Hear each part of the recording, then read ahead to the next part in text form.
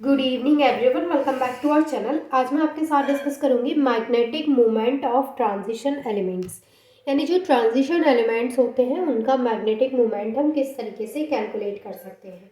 Last video में मैंने आपके साथ डिस्कस किया था magnetic nature of transition elements, जिसमें कि मैंने आपको क्या बताया था, उसकी जो मैग्नेटिक प्रॉपर्टीज़ होती हैं, जैसे कोई भी कॉम्प्लेक्स है वो पैरामैग्नेटिक है या फिर वो डायामैग्नेटिक है, या फिर कोई भी हमने जैसे फर्स्ट ट्रांजिशन सीरीज़ की मेटल्स की हमने वहाँ पे जनरली बात की थी, तो वहाँ पे मैंने आपको बताया था कि कौन से पैरामैग्नेटिक नेचर के होते हैं और कौन से डायामैग्नेटिक नेचर के होते हैं।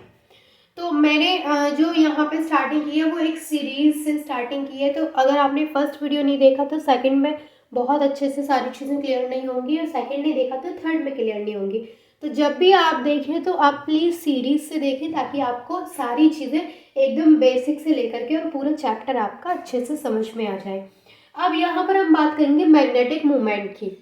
तो मैग्नेटिक मूवमेंट आपको तब ज़्यादा बेटर तरीके से क्लियर होगा जब आप इसकी प्रीवियस वीडियो देख लेंगे।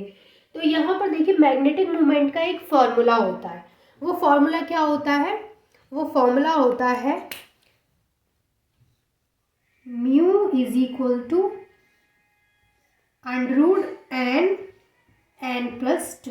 ये फॉर्मूला होता है हमारा मैग्नेटिक मूवमेंट को कैलकुलेट करने का। यानी यहाँ पर मैग्नेटिक मूवमेंट को जब भी हम कैलकुलेट करते हैं तो वो करते हैं हम mu is equal to √n+2। इस तरीके से हम कैलकुलेट करते हैं। इसको हम इस तरीके से भी लिख देते हैं म्यू एस, तो उसमें आपको कंफ्यूज नहीं होना है, ठीक है। अब यहाँ पर जो भी सॉल्व करने के बाद आता है, यानी कि अगर हम बात करें मैग्नेटिक मूवमेंट की यूनिट की, तो वो होती है बोहर मैग्नेटोन। बोहर मैग्नेटोन, यानी जब भी हम मैग्नेटिक मूवमेंट को लिखेंगे तो हमेशा उसकी यूनिट जो लगाएंगे पीछे, वो क्या लगाएंगे? BM। BM का मतलब होता है बोहर मैग्नेटोन। अब देखिए, तो ये तो हो गया कि इसका फॉर्मूला क्या होता है और इसकी यूनिट क्या होती है। अब मेन पॉइंट जो आता है वो ये है कि एग्जाम में ये किस तरीके से पूछा जाता है और किस तरीके से हमें किसी भी क्वेश्चन का मैग्नेटिक मूवमेंट कैलकुलेट करना होता है। तो देखिए, जैसे कि मैं प्रीवियस वीडियोस में आपको क्वेश्चंस कराती आ रही हूँ, कुछ कॉम्प्लेक्स साइंस हम लेते हैं तो उनको सॉल्व करते हैं। उनको सॉल्व करने के बाद हमें पता चलता है कि वहाँ पर पैरामैग्नेटिक है वो या फिर डायामैग्नेटिक है। इसका मतलब क्या है कि अगर कोई भी कॉम्प्लेक्स, जैसे अगर मैं आपको एग्जांपल दूँ कोई भी कॉम्प्लेक्स का, तो हम यहाँ पे ऐसे एग्जांपल लेंगे। जैसे हमारे पास है क्रोमियम NH3 का होल 6 एंड इसके पूरे कॉम्प्लेक्स के ऊपर +3 चार्ज है। तो एग्जाम में आपको इस तरीके का क्वेश्चन दिया जाएगा, और आपको इस तरीके का क्वेश्चन देने के बाद आपसे क्वेश्चन पूछा जाएगा कि आपको इसका मैग्नेटिक मूवमेंट बताना है। तो सबसे पहले जो हमारा काम होता है वो इस तरीके के क्वेश्चंस को सॉल्व करना होता है। जब हम इसको सॉल्व कर लेंगे उसके बाद क्या होता है, हमें n की वैल्यू मिलेगी। अब बात यहाँ पे ये आती है कि ये जो n की वैल्यू है, यानी जो n है वो होता क्या है? तो जो n है वो होता है नंबर ऑफ अनपेयर्ड इलेक्ट्रॉन। यानी n की अगर हम बात करें तो वो क्या होता है? Number of unpaired electron.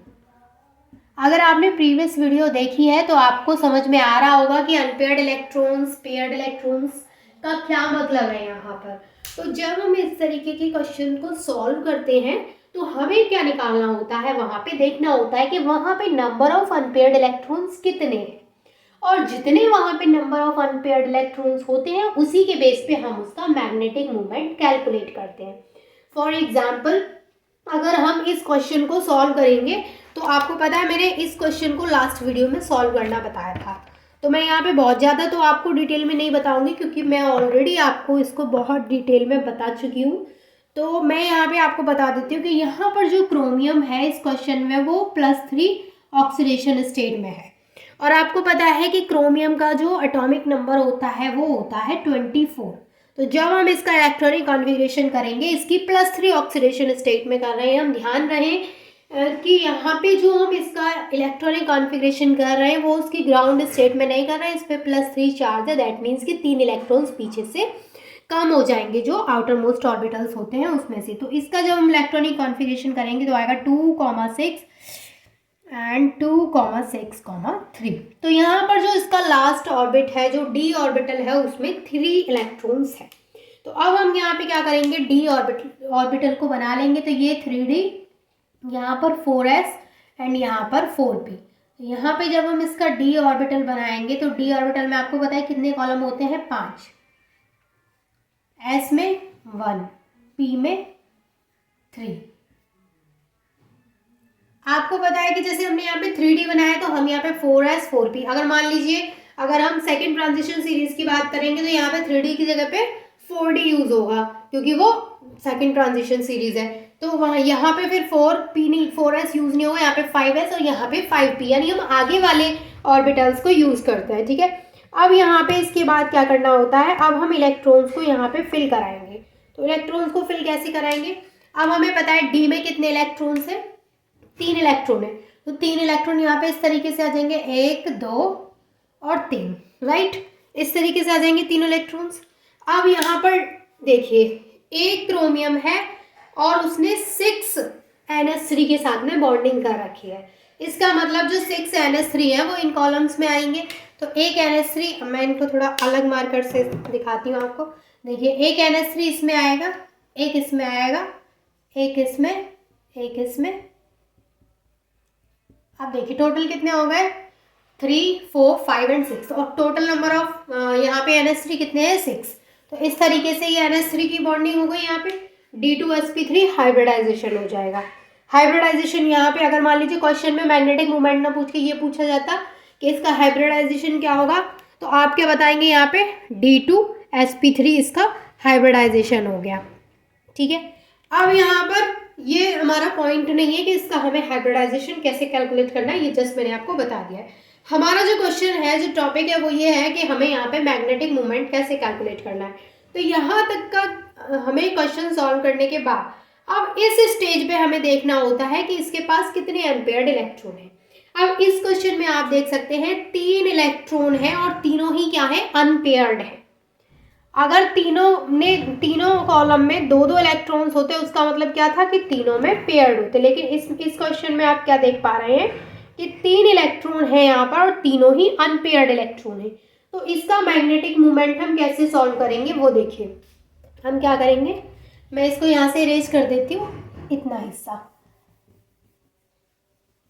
और ये जो मैंने आपको बताया वो मैं यहाँ लिख देती हूँ कि जो हमारा मैग्नेटिक मोमेंट है उसकी यूनिट होती है बोहर मैग्नेटॉन। इस तरीके से ये हो गई यूनिट, और जो हमारा मैग्नेटिक मोमेंट होता है उसकी यूनिट तो ये होगी। यहाँ पे एन क्या होता है, एन होता है यहाँ पे नंबर ऑफ अनपेयर्ड इलेक्ट्रॉन। ठीक है, मैंने यहाँ पे लिख दिया है, आप इसको नोट कर सकते हैं। अब हम आते हैं कि इस क्वेश्चन का हमें किस तरीके से मैग्नेटिक मोमेंट यहाँ पे कैलकुलेट करना है। तो उसको हम कैसे कैलकुलेट करेंगे, हम यहाँ पे निकालेंगे म्यू एस इक्वल